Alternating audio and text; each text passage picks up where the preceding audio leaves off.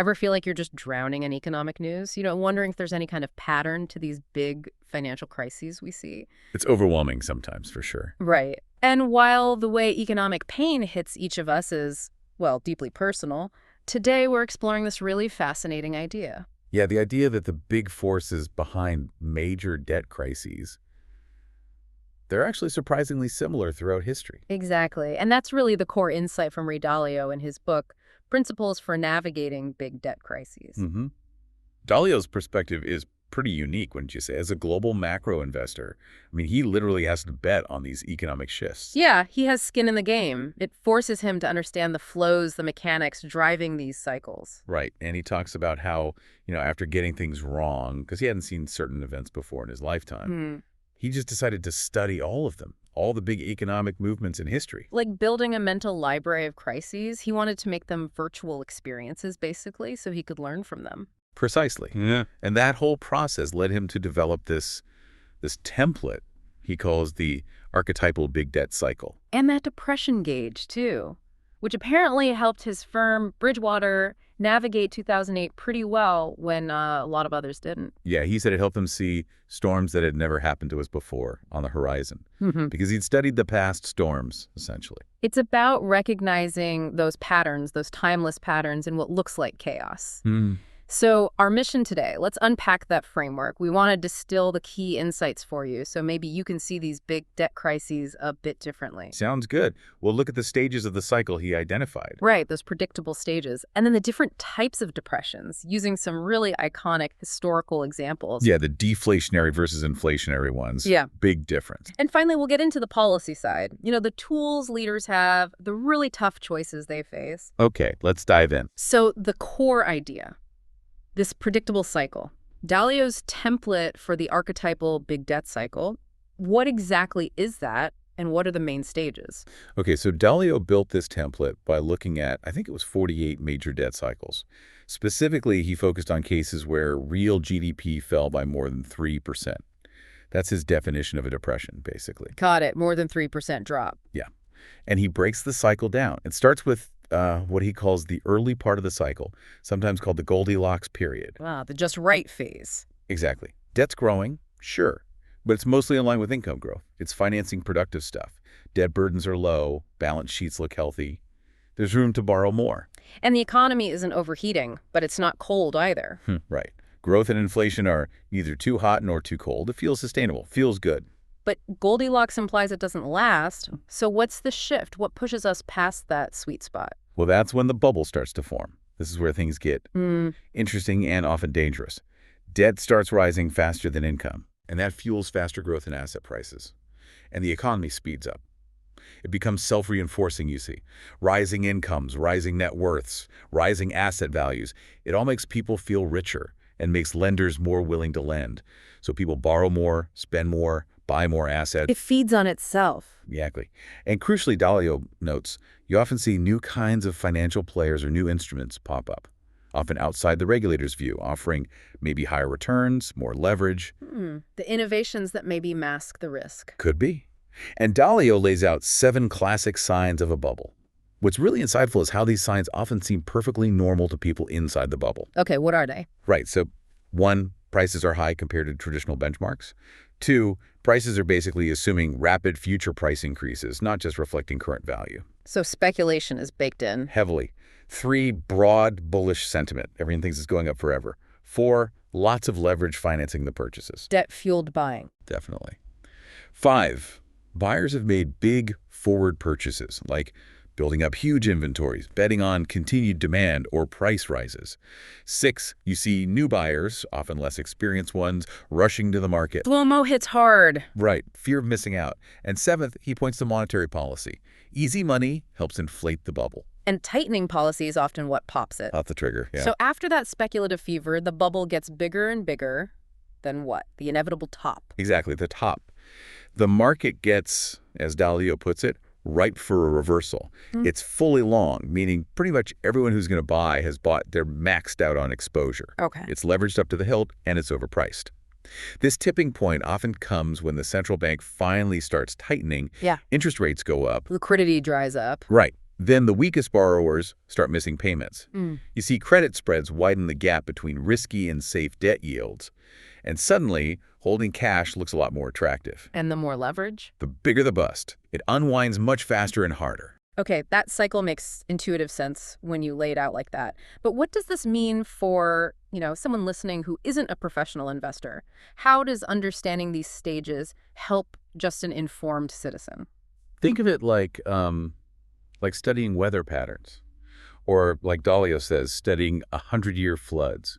You might not be a meteorologist, but understanding the signs helps you prepare. Right, you recognize the warning signs in the economy around you. Exactly. You get a better sense of where we might be in the broader cycle. Are things looking frothy? Is debt growing way too fast? It helps you contextualize the news, maybe identify risks others are missing because they haven't learned from history. It's about perspective. That's helpful. Now, Dalio makes a really interesting distinction between two types of depressions, deflationary and inflationary. You mentioned they're quite different. Hugely different. Different causes, different symptoms, and crucially, different policy challenges. Okay, break that down for us. Let's start with deflationary depressions. Right. So in a deflationary depression, policymakers usually react to the downturn by cutting interest rates. Standard playbook. But the problem comes when rates hit zero or close to it. Right. The tool stops working. Yeah. They're pushing on a string, as the saying goes. Yeah. At that point, you typically see debt restructuring, writing down debts and austerity measures becoming the main focus, often without enough stimulus, like money printing, to offset the contraction. So the debt burden actually gets worse relative to falling income. Exactly. Incomes fall faster than debts are reduced or restructured. So the real burden of the debt increases. And this type usually happens when a country's debts are mostly in its own currency. Okay, own currency debt, rates at zero, austerity. What's the classic historical example Dalio uses here? The big one is the U.S. Great Depression from roughly 1928 to 1937. It's the textbook case. What was the bubble like back then? It was rooted in amazing productivity gains, new technologies. People were calling it a new era, lots of optimism, and lots of leveraged bets on the stock market continuing to soar. Sounds familiar. Doesn't it? The Fed initially had easy policy, then tightened pretty sharply, raising rates to 6% in August 1929. Dalio argues that's what popped the bubble. Leading to Black Thursday, the crash. Yep. Mass margin calls, panic selling. And after the initial crash, how did the depression itself unfold? What was the sequence? Well, first the economy weakened significantly. Then came the bank failures. Huge ones. Like the Bank of the United States failing in 1930 due to bank runs. It was the largest failure in U.S. history at that point. Wow. And then you had policy mistakes compounding things. The Smoot-Hawley tariff, meant to protect U.S. industries, triggered retaliation, and global trade just collapsed. And the gold standard played a big role. A huge role. Being on the gold standard severely restricted the Fed's ability to print money and act as a lender of last resort to provide the liquidity the system desperately needed. Their hands were tied. So what challenges did that create for policymakers, like President Hoover at the time? Well, Hoover's administration was initially quite hesitant to provide direct federal relief. There were strong beliefs about moral hazard, the fear that bailouts encourage bad behavior. Right, let the banks fail if they made bad decisions. That was part of the thinking, yeah. They did create the Reconstruction Finance Corporation, the RFC, to lend to institutions, and the Fed did try some early forms of QE in 1932.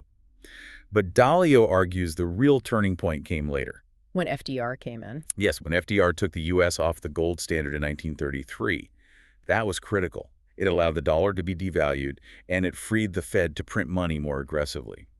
Dalio says that's what finally put a bottom under the market and the economy. Okay, so that's the deflationary picture. Now, what about the other side? Inflationary depressions. Right. Inflationary depressions, these look very different. The defining features are usually severe currency weakness and capital flight money pouring out of the country. Why does that happen? Often starts with underlying economic weakness or concerns about government finances or stability.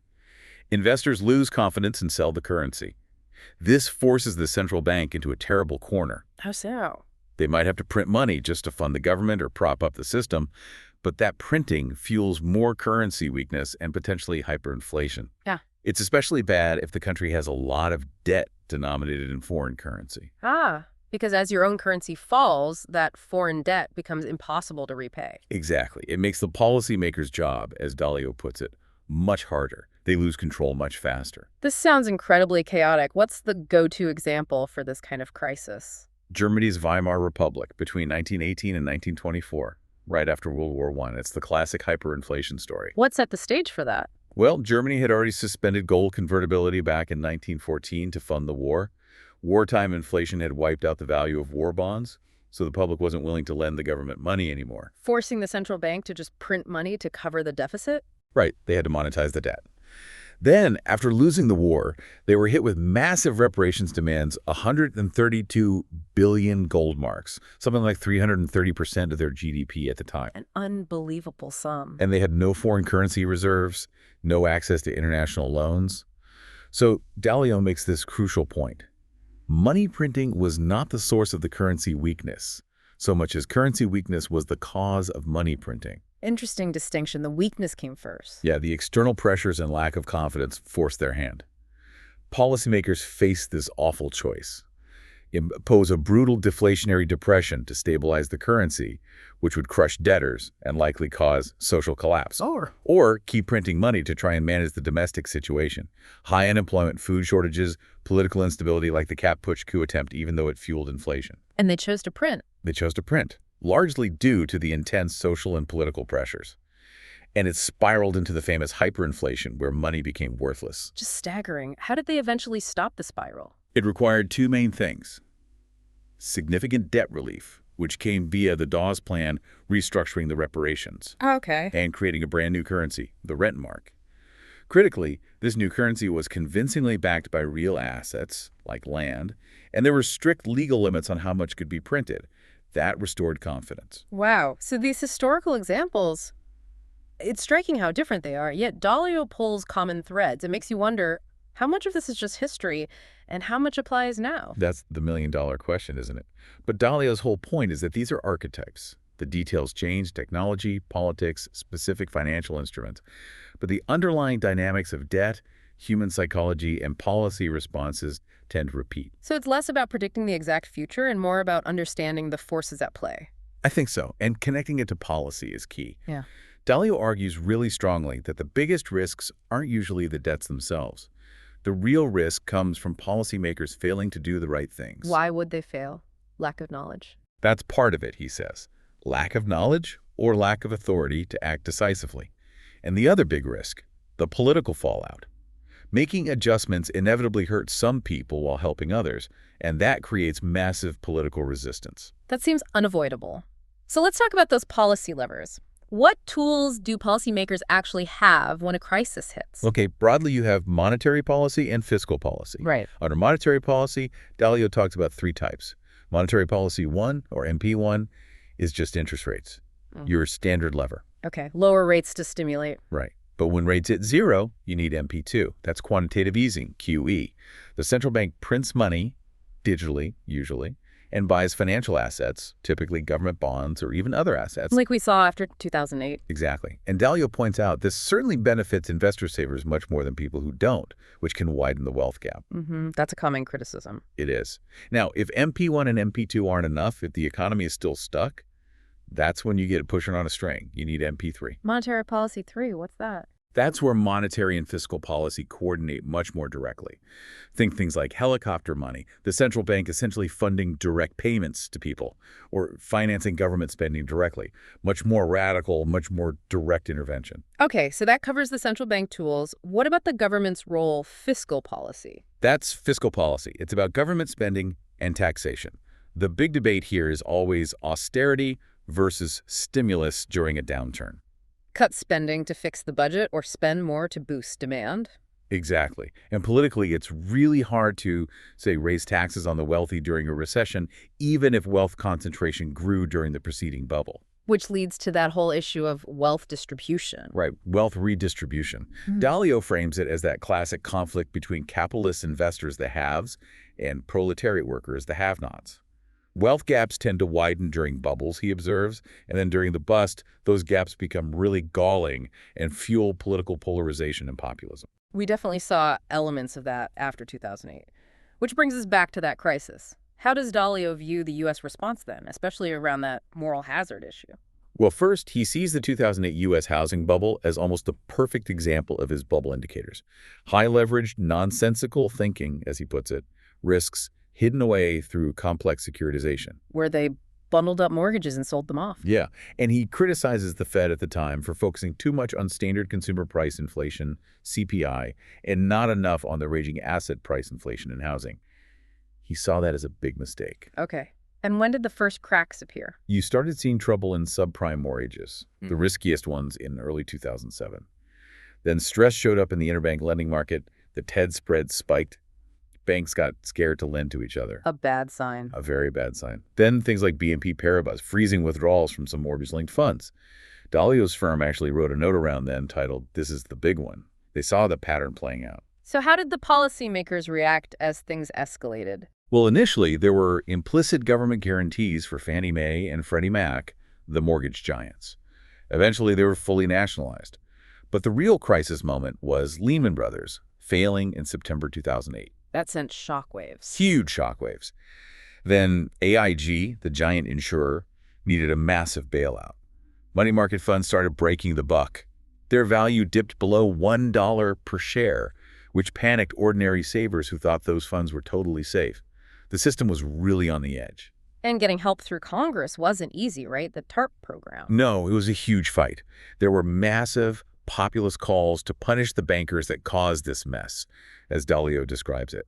The moral hazard argument was front and center in the public debate. But the policymakers pushed through. They did, and Dalio actually praises the U.S. response in 2008, calling it a beautiful deleveraging, especially compared to the policy paralysis during the Great Depression. Really? Why beautiful? Because policymakers like Treasury Secretary Paulson, Fed Chair Bernanke, and New York Fed President Geithner, despite those intense moral hazard concerns and political attacks, bravely did what it needed to do. They provided massive amounts of liquidity, guarantees, bailouts, essentially flooding the system to prevent a total collapse. They chose saving the system over punishing individuals or institutions. Yes. Dalio argues their aggressive, coordinated actions made the 2008 crisis much more likely to be relatively short-lived compared to the decade of pain in the 30s.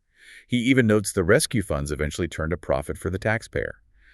His takeaway, and he seems to agree with the policymakers here, is that saving the system is much more important than striving for precision or worrying too much about moral hazard in the heat of the moment. It's easy to say that in hindsight, maybe, but at the time, wow, the anger was palpable. What really stands out to you about that balancing act policymakers face? Saving the system versus moral hazard. They almost never seem to get credit. No, they really don't. It's an incredibly tough, politically dangerous spot.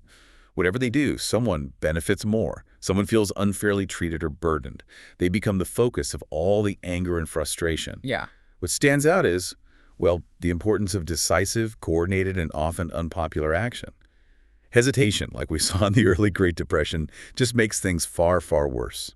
Acting quickly, even imperfectly, seems crucial to stop a complete meltdown. It takes courage, frankly, because you know you'll face backlash.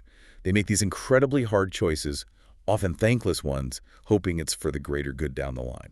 So pulling this all together, Dalio's work really suggests these huge debt crises aren't freaks of nature, right? They're more like recurring seasons driven by predictable economic forces and, frankly, by human nature, greed, fear, euphoria, panic. That seems to be his core message.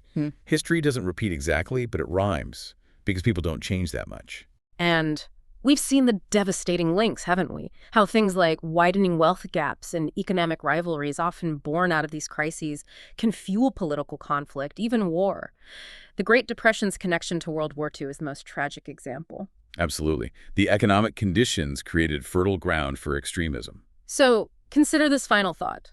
If Dalio says successfully navigating these crises hinges on policymakers having both the knowledge of what it takes to manage it and the authority to do so, what does that mean for us as citizens who want to be informed? What responsibility do we have to try and understand these complex dynamics? To hold leaders accountable for making those difficult, necessary, often unpopular choices, especially when, as Dalio warns, the boring years, the good times, tend to sow the seeds of future instability. It makes you think, doesn't it? What will you be looking for in the next Goldilocks period?